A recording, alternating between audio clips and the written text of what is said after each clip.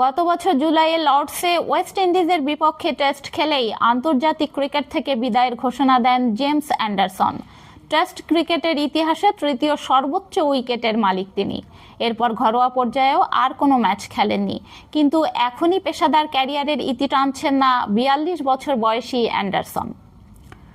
দীর্ঘ এক দশক পর ফের টি-20 খেলতে যাচ্ছেন জেমস অ্যান্ডারসন, যে কারণে কাউন্টি দল ল্যাঙ্কাশায়ারের সঙ্গে চুক্তির মেয়াদ আরও 1 বছর বাড়াতে রাজি হয়েছেন টেস্ট ক্রিকেটে পেসারদের মধ্যে সর্বোচ্চ এই উইকেট শিকারী।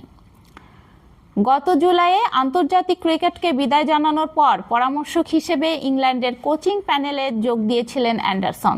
তবে আরও ক্রিকেট খেলার ইচ্ছার কথা জানিয়ে সেই দায়িত্ব থেকে দ্রুতই সরে এসেছিলেন তিনি।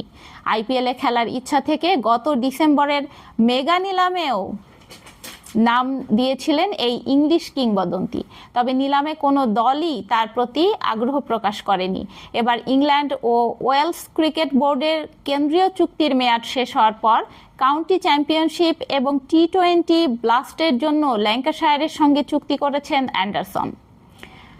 অ্যান্ডারসন আরও বলেন, আমি আমার ফিটনেস লেভেল উঁচুতে রাখতে কঠোর পরিশ্রম করছি এবং শীত জুড়ে ইংল্যান্ডের কোচের দায়িত্ব পালন করার সময় নিয়মিত বল করেছি। এপ্রিলে কাউন্টি মৌসুম শুরু হলে যেন মাঠে দৌড়াতে পারি সেই লক্ষ্যে। 2014 সালে ভাইটালিটি ব্লাস্টে শেষবারের মতো টি-20 খেলেছিলেন অ্যান্ডারসন। ক্যারিয়ারের এই পর্যায়ে আইপিএল সহ বিভিন্ন ফ্র্যাঞ্চাইজি টি-20 লিগে খেলতে চান তিনি। অ্যান্ডারসন এই মুহূর্তে জাতীয় দলের সঙ্গে আবুধাবিতে অবস্থান করছেন। ভারতের বিপক্ষে ইংল্যান্ডের সাদা বলের সিরিজ সামনে রেখে তিনি দলের কোচিং স্টাফের অংশ হিসেবে আছেন। টেল এন্ডার পডকাস্টে তিনি জানিয়েছেন, পাকিস্তানের মাটিতে আসন্ন চ্যাম্পিয়ন্স ট্রফি পর্যন্ত জাতীয় দলের কোচিং প্যানেলে থাকবেন তিনি।